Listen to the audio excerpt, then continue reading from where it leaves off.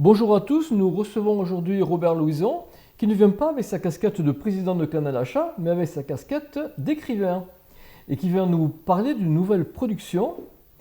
Qu'est-ce que c'est est-ce que c'est un nouveau roman policier? Est-ce que c'est un roman jeunesse? Alors, c'est un nouveau roman policier, c'est le neuvième de la série.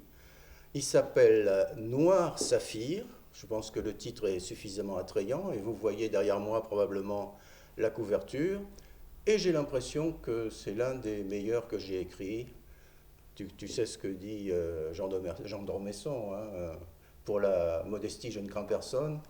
Donc là, vraiment, je crois que, non, franchement, je crois que ceux qui l'ont déjà lu trouvent qu'il est assez réussi. Et je crois aussi que c'est l'un de mes préférés. J'en ai écrit 9. Hein. Sur les 9, il y en a 5 qui me plaisent, plus que les autres. Enfin, je les aime bien. C'est un peu comme les enfants. Quand on a plusieurs enfants, on a toujours un ou deux qu'on préfère. Évidemment, on ne va pas le dire, on va le cacher, on va s'en défendre, mais c'est comme ça. Et là, ce dernier, je crois qu'il va faire partie de mes préférés, avec le portrait aussi, qui avait été apprécié en son temps. C'est vrai. Dis-moi, est-ce que tu as gardé le même système narratif? Tu as donc les mêmes héros? Est-ce que tu as deux histoires qui se mélangent? Comment ça se passe maintenant? Alors, pour celui-ci, je garde la même structure, c'est-à-dire qu'on a toujours Bernard en France, hein, l'ex-commissaire qui a son agence d'enquêteurs privés et qui doit les faire travailler en quelque sorte, hein, leur donner du boulot avec ses collaborateurs.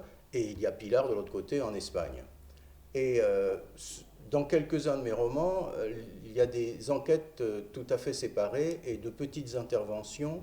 De l'un, Bernard va aider Pilar, ou Pilar va aider Bernard, mais c'est ponctuel. Alors que dans celui-ci, il y a une enquête principale. C'est un peu comme dans le portrait, justement. Il y a une enquête principale et les deux vont travailler sur la même enquête. Bon, il y aura deux petites enquêtes en France, mais rapidement résolues. C'est pas ça qui va faire l'intrigue de l'histoire, qui va, à mon sens, intéresser le lecteur. C'est ce qui se passe en Espagne. Donc ça se passe du côté de Salamanque, pour ceux qui connaissent l'Espagne. Très belle ville. Très belle ville, Très belle ville. universitaire. Universitaire, l'une des premières universités d'Europe. Et vas-y, je t'en prie. Non, non, vas-y, je te laisse. Non, je voulais dire que dans tous mes romans, comme mon personnage féminin est une garde civile qui fait partie du groupe du patrimoine, fatalement, on va parler d'histoire. Et ça va être encore le cas dans ce roman-ci. Donc tu as changé de système narratif. Donc je me suis laissé dire que le scénario était vraiment excellent. Comment tu viens des idées? Comment tu arrives à imaginer tes romans? C'est difficile à dire, oui et non. C'est-à-dire que, en général, comme j'étais prof d'espagnol, comme beaucoup le savent ici, hein, je connais assez bien l'histoire d'Espagne et il y a des moments de l'histoire d'Espagne qui sont particuliers et c'est à partir de là, je crois, que je bâtis mes histoires.